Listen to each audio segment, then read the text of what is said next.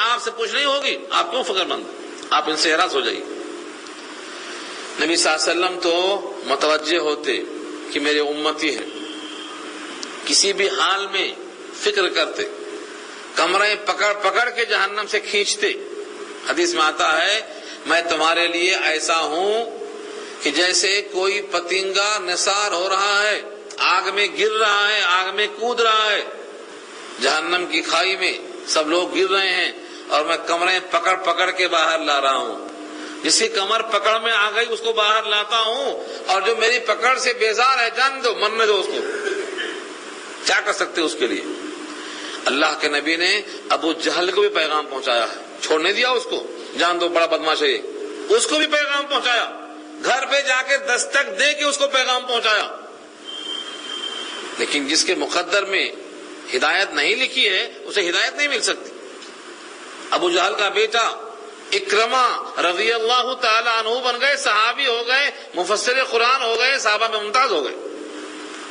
ابو جہل کا بیٹا مگر رضی اللہ تعالیٰ عنہ کا خطاب، اور ابو جہل کے ہاتھ کی کنگڑی کلمہ پڑھ رہی، دل کنگڑی کلمہ نہیں پڑھ رہا۔ ہدایت اللہ کے قبضے میں ہے، جس کو چاہیں ہدایت دیں۔ تو اے نبی آپ ان سے اعراض کر لو جو منہ موڑ لیتے ہیں ہماری آیتوں سے، ہمارے ذکر سے، ہماری یاد سے۔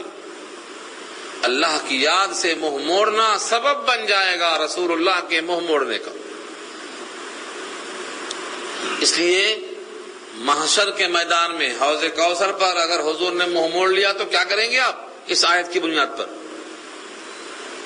کہ جو لوگ اللہ کی نصیحتوں سے اور اللہ کی کتاب سے ہمیشہ منہ موڑے ہوئے تھے، اس پر اگر حضور نے وہاں عمل کر کے منہ موڑ لیا تو کیا کریں گے؟ چنانچہ حدیث موجود ہے حوض کوثر کے بیان میں، بخاری نے نقل کیا کتاب التفسیر میں، سورہ کوثر کی تفسیر میں نقل کیا۔ کچھ لوگ آئیں گے، حضور کہیں گے آنے دو، ہمارے لوگ ہیں یہ۔ فرشتے کہیں گے اے نبی صلی اللہ علیہ وسلم یہ وہ لوگ ہیں جن کو آپ نہیں پہچانتے صحیح طریقے سے۔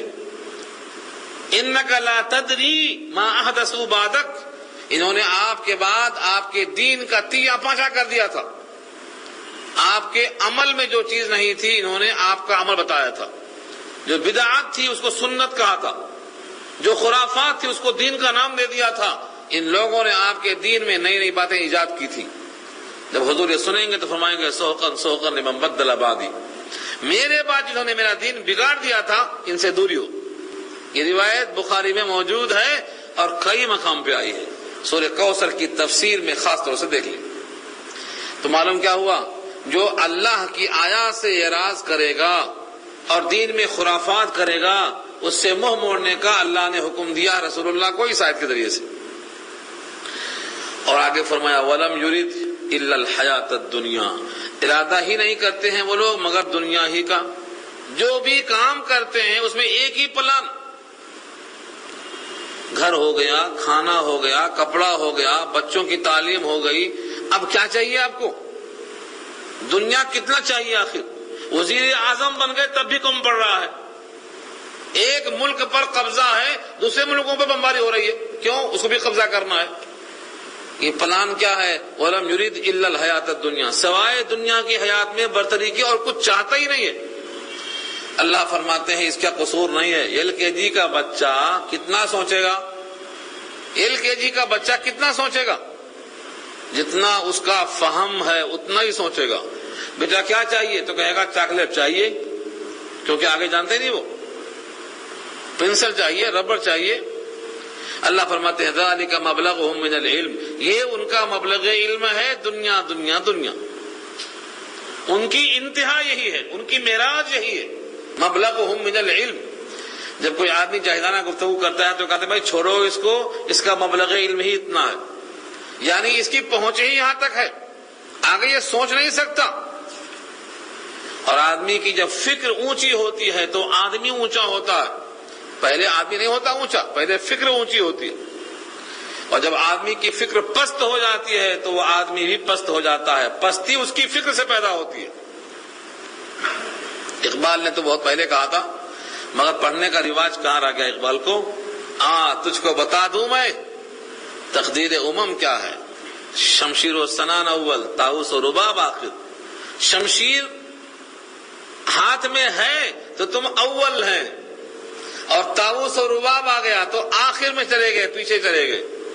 ہر گانے کو ہر کان میں گانا ہے، یہ امت کے پیچھے ہونے کی پہچان ہے۔ اور اقبال نے کہا ہے قوت فکر و عمل پہلے فنا ہوتی ہے، تب کسی قوم کی شوکت پہ زوال آتا ہے۔ یہ قوت فکر و عمل کیا ہے؟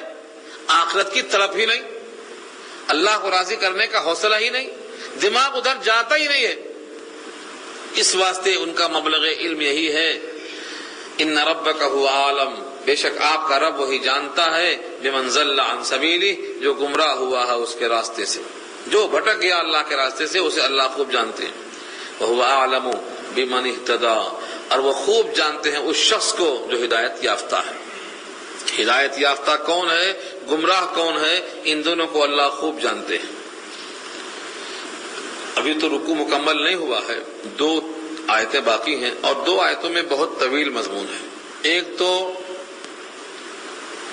گناہ کبیرہ اور صغیرہ کا فرق بتایا ہے، اور جو بڑے گناہوں سے بچتا ہے چھوٹے گناہ اللہ خود ہی معاف کر دیتے ہیں، یہ وعدہ ہے۔ اور تیسرے، زمین و آسمان میں جتنے کام کرنے والے ہیں ان کے کیے کا بدلہ ان کو ملے گا، اچھا کریں گے تو اچھا، برا کریں گے تو برا۔ یہ دونوں مضمون انشاءاللہ باقی ہے۔ آیت نمبر 31 سے گفتگو انشاءاللہ آئندہ ہوگی، اور ہم کوشش کریں گے کہ بات مکمل ہو جائے۔ اور ایک بحث بہت اہم آ رہی ہے، مسئلہ ایثار ثواب، کہ کوئی کسی کا بوجھ نہیں اٹھائے گا۔ اس جملے سے لوگ نتیجہ لیتے ہیں کہ جب کوئی کسی کا بوجھ نہیں اٹھائے گا تو کسی کو کسی کا ثواب کیسے پہنچے گا، حالانکہ دونوں الگ الگ چیزیں ہیں۔ یہ بحث بھی انشاءاللہ آئندہ آئے گی۔ آپ حضرات دعا کر لیجیے۔ الحمدللہ اللہ وبرکاتہ، الحمدللہ وحدہ، والصلاة والسلام على من لا نبی بعدہ، اما بعد، فاعوذ باللہ من الشیطان الرجیم، بسم اللہ الرحمن الرحیم۔ الذين يجتنبون كبائر الإثم والفواحش إلا اللمم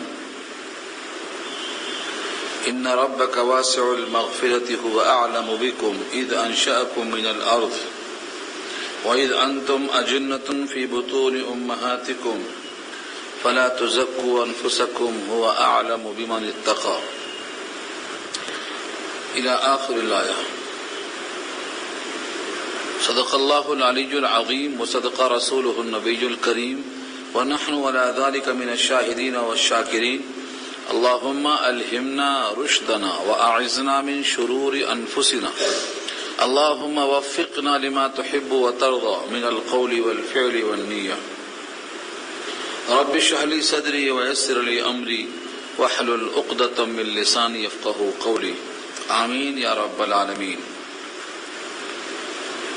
محترم حضرات، معزز سامعین، محترم خواتین، میری ماؤں اور بہنوں، ملی بھائیوں، آج کی گفتگو کا عنوان ہے سورہ نجم کا آخری حصہ،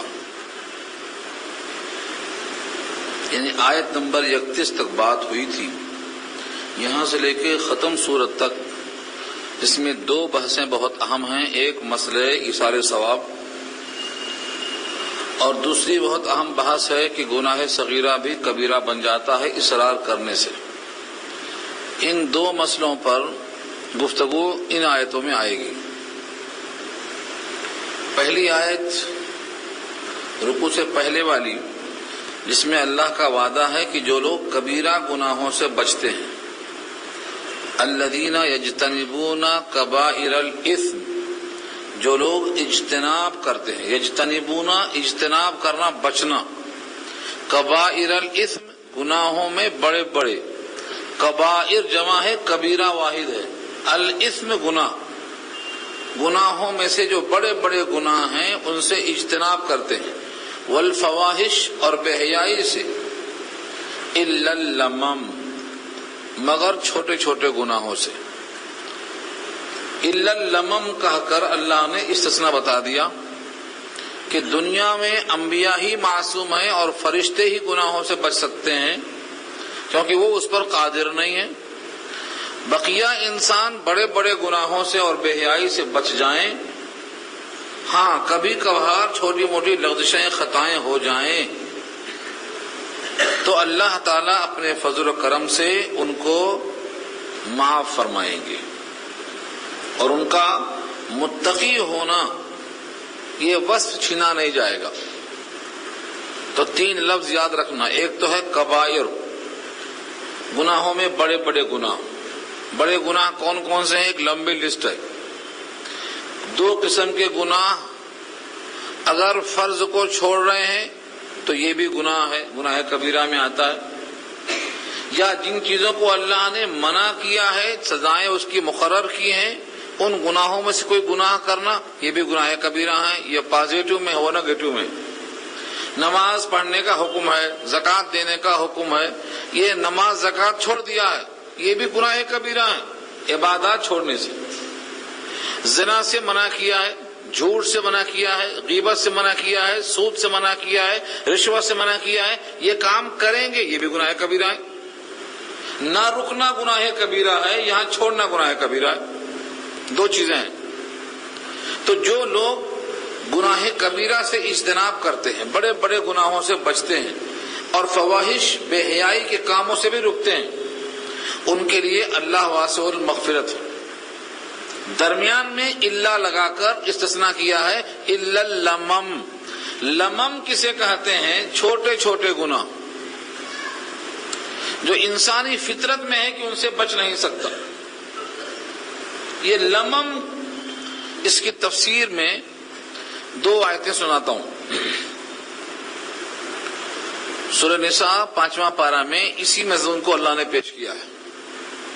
ان تجتنبوا کبائر، یہاں بھی یجتنبونا ہے، وہاں بھی ان تجتنبوا ہے، وہاں صیغہ حاضر کا ہے، یہاں غائب کا ہے۔ ان تجتنبوا کبائر، یہاں بھی کبائر ہے، وہاں بھی کبائر ہے۔ ما تنہون عنہ، جن سے تمہیں روکا گیا ہے۔ اس سے معلوم یہ ہوا کہ گناہ کبیرہ اسے کہتے ہیں جن سے روکا گیا ہے اللہ کی طرف سے۔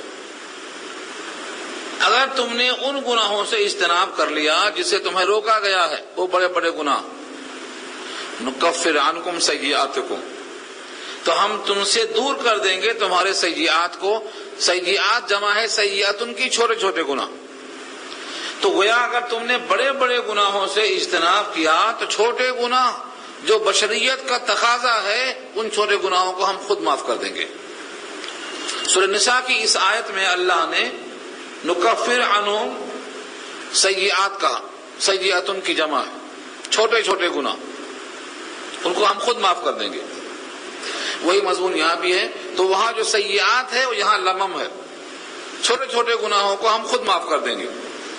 اور یہ چھوٹے گناہ تمہارے لیے مغفرت کی وسعت میں دخل نہیں دیں گے، بلکہ یہ معافی کے ادارے میں بہ جائیں گے۔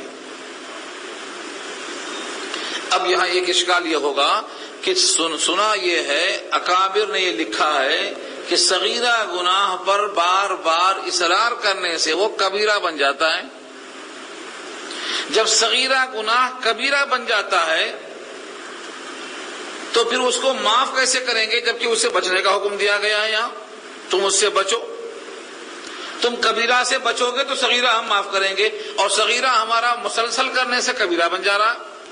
تو یہاں 2 باتیں ہیں جو دماغ میں بیٹھانا ضروری ہے۔ ایک تو وہ ہے جو فی نفسہ ہی کبیرہ گناہ ہے، ان سے بچنا ہے، اور جو صغیرہ کرتے کرتے اصرار سے کبیرہ بن جاتے ہیں وہ کبیرہ کے حکم میں ہے لیکن کبیرہ گناہ نہیں ہے، کبیرہ گناہ کے حکم میں آتے ہیں، وہ حکماً کبیرہ بن جاتے ہیں۔ یعنی کوئی انسان صغیرہ گناہ کیا چیز ہے؟ چھوٹا گناہ۔ چھوٹا گناہ کو انسان سمجھتا نہیں۔ ایک حدیث میں آتا ہے، بخاری کی روایت ہے، تم جن گناہوں کو چھوٹا سمجھتے ہو، ہم صحابہ، ان کے الفاظ ہیں، ہم نبی کے زمانے میں اس کو مہلکات میں شمار کرتے تھے۔ تم جن گناہوں کو چھوٹا گناہ سمجھتے ہو، ہم ان گناہوں کو مہلکات میں سمجھتے تھے، یہ ہلاک کرنے والے ہیں۔ جیسے آج غیبت ہے، غیبت کو گناہ کون سمجھ رہا ہے؟ لیکن صحابہ کے زمانے میں یہ مہلکات میں تھی۔ جھوٹ ہے، گناہ کبیرہ کون سمجھتا ہے؟ لوگ سمجھتے ہیں گناہ کبیرہ ہوتا کاروبار نہیں ہوتا اس کے بغیر۔ یہ سب مہلکات میں سے چغلی ہے، رشوت ہے، دھوکہ دینا ہے، کسی انسان کو ایذا پہنچانا ہے، بظاہر لگتا ہے کہ چھوٹے موٹے گناہ ہیں، پتہ بتانے میں لوگ بخل کرتے ہیں۔ ایک صاحب نے کہا ان کا پتہ کہاں ہے؟ بازو گھر ہے، کہتے ہیں ہمیں نہیں معلوم، جا کے ڈھونڈ لو۔ یہ کیا ہے؟ ہمیں نہیں معلوم کا مطلب یہ ہے کہ یہاں قریب میں کہیں نہیں ہے، وہ کہیں دور ہوں گے، اس کا مطلب یہ دھوکہ ہوا۔ وہ آدمی وہاں چھوڑ کے کہیں اور چلا گیا ڈھونڈنے کے لیے، ہے اس کے بازو میں دیوار لگی ہوئی ہے۔ پڑوسی کے پتے بتانے میں اتنا بخل، اور دونوں مسلمان ہیں، دونوں پڑھے لکھے ہیں۔ تو مسلمانوں نے ان چیزوں کو ہلکی بات سمجھ لیا، ایک مومن کو اذیت میں دیا، دھوکے میں رکھا، صحیح چیز نہیں بتایا۔ فرمایا ہے الدین والنصیحہ، دین نام ہے خیر خواہی کا۔ تو بظاہر یہ چیزیں بہت چھوٹی چھوٹی ہوں گی ان کی نگاہ میں، لیکن یہ سب مہلکات میں سے۔ تو صغیرہ گناہ پر اصرار کرنے سے وہ کبیرہ بن جاتے ہیں، اور کبیرہ گناہ جب تک نہیں چھوڑیں گے تب تک صغیرہ گناہوں پر بھی مؤاخذہ ہوگا۔ تو کبیرہ چھوڑنے کی شرط پہ صغیرہ گناہ کی معافی رکھا اللہ نے۔ یعنی اگر آپ نے پابندی سے نماز پڑھا لیکن جماعت چھوٹ گئی، تو جماعت کا چھوڑ دینا یہ گناہ صغیرہ کس کے لیے ہے؟ جس کے گھر کے قریب مسجد ہے۔ لا صلاۃ لجار المسجد الا فی المسجد، مسجد کے پڑوسی کی نماز نہیں ہوتی مگر مسجد میں، اس کے لیے گناہ صغیرہ بن جاتا ہے یہ، کیونکہ جان بوجھ کے بلا کسی عذر کی جماعت کو ترک کر دینا ورکعوا مع الراکعین کی مخالفت ہے۔ رکوع کرو، رکوع کرنے والوں کے ساتھ، یہ آیت پہلے بارے میں موجود ہے۔ ہاں یہ گناہ صغیرہ اگر کسی عذر سے ہو رہا ہے، دور ہے گھر، تو ان کے واسطے یہ عذر ہے، کیونکہ حضور نے خود کہا پڑوسی اگر مسجد کا ہے تو اس کی نماز مسجد ہی میں ہوگی۔ جار کہا، جار کہتے ہیں پڑوسی کو، اس کا مطلب جو جار نہیں ہے اس کے واسطے یہ حکم نہیں ہے۔ جار کسے کہتے ہیں؟ پڑوس کو۔ کون ہے پڑوس مسجد کے؟ جہاں تک آواز اذان کی جائے بغیر مائک کے، مائک کے ساتھ تو جائے گی پتہ نہیں کہاں تک، مائک کے بغیر اذان کی آواز جائے۔ اس پر ایک دلیل پیش کیا ہے، ایک صحابی نابینا آئے، انہوں نے کہا کہ اللہ کے نبی صلی اللہ علیہ وسلم میں نابینا ہوں، میرا ہاتھ پکڑ کے چلنے والا کوئی نہیں، لیس لی قائد یقودنی الی المسجد فسأل ان یرخص فرخص له فلما ولى دعاه قال هل تسمعون النداء قال نعم قال فاجب۔ وہ اندھے نابینا صحابی کہتے ہیں میرا ہاتھ پکڑ کے چلنے والا کوئی نہیں، مجھے رخصت دے دو۔ آپ نے کہا ٹھیک ہے رخصت ہے۔ جب وہ چلنے لگے، تھوڑی دور گئے، تو آپ نے ان کو آواز دے کے پکارا اور یہ پوچھا یہ بتاؤ اذان کی آواز آتی ہے، سنتے ہو اذان؟ تو فرمایا ہاں اذان تو سنتا ہوں۔ کہا پھر جواب دینا واجب ہے؟ قال نعم قال فاجب۔ جب اذان سنتے ہو تو جواب دینا پڑے گا، اور جواب دینا کیا ہے؟ حاضر ہونا۔ تو نابینا ہونے کے باوجود حاضر رکھا حضور نے۔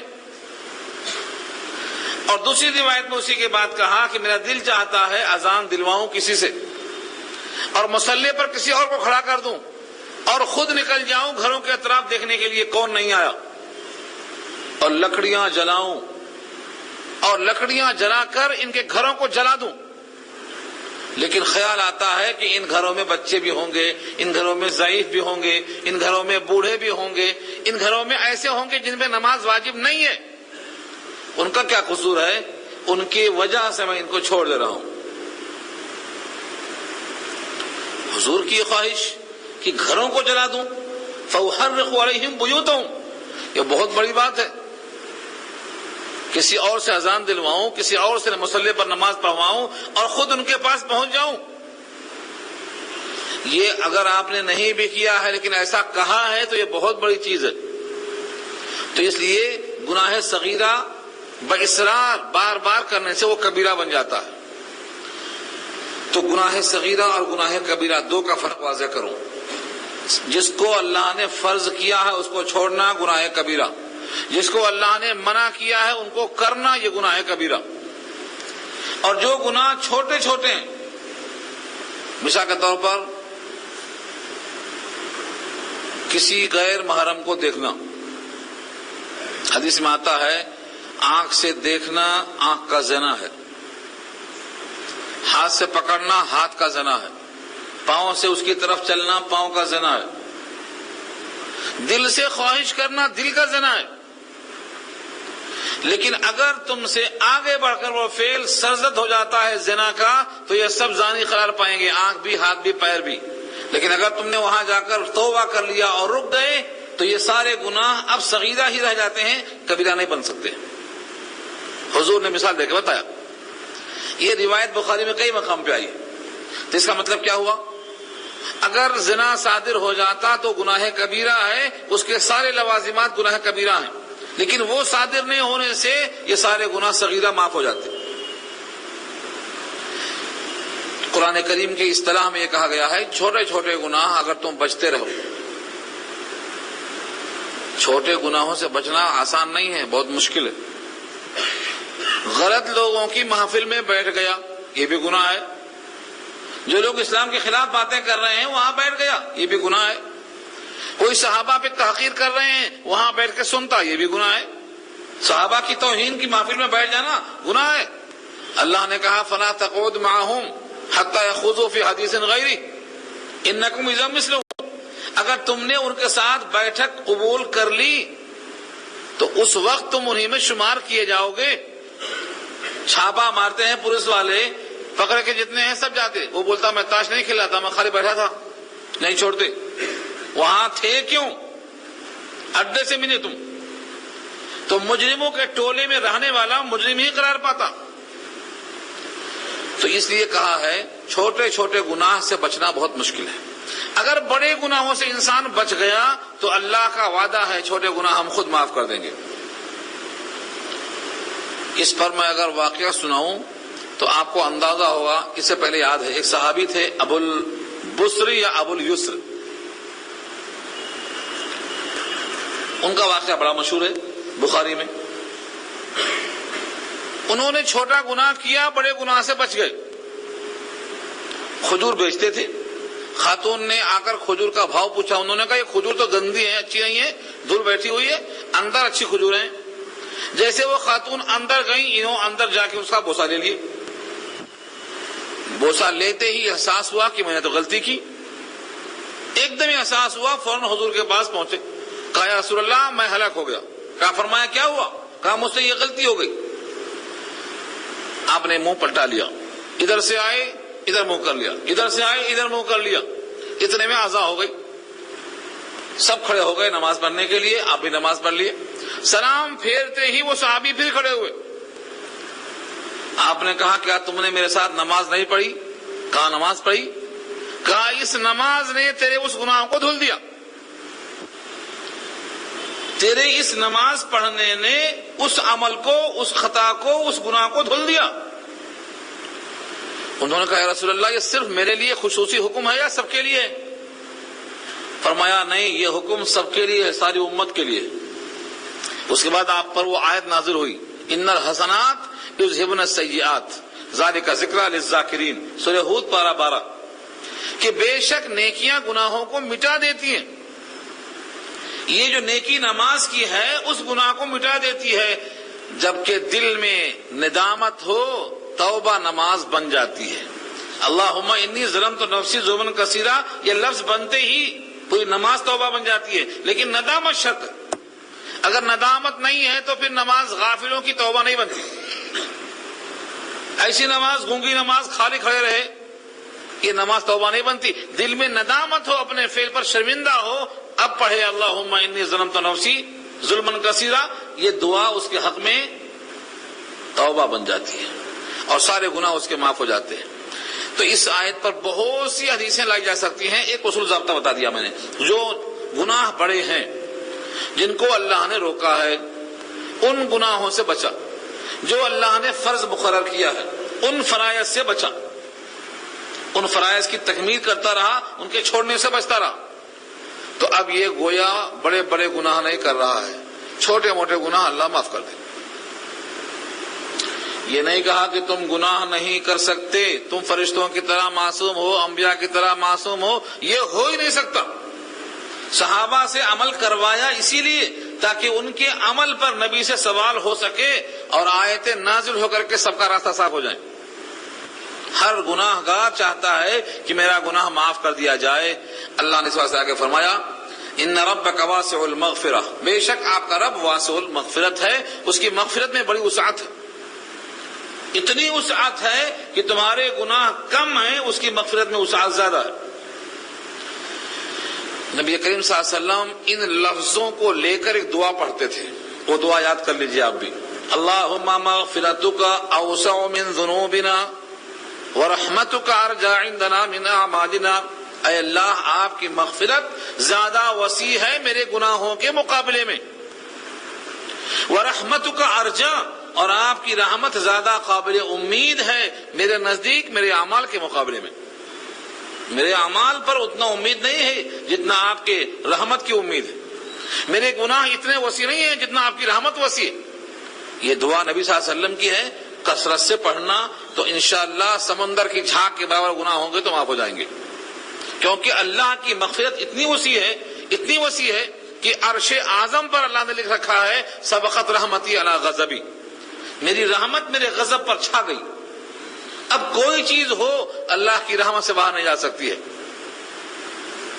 اس پر کئی آیتیں ہیں کہ اللہ نے اپنی رحمت کو اتنا وسیع رکھا ہے، وسع کل شیء رحمتا وعلما، وسع کل شیء رحمتا وعلما، اللہ کی رحمت اور اللہ کا علم ہر چیز کو گھیر لیا، کوئی چیز باہر نہیں ہے اس کی، بس شرط یہی ہے دل میں ندامت ہو، توبہ ہو اور بڑے گناہوں سے بچنے کی فکر لگی ہو، یہ شرط ہے۔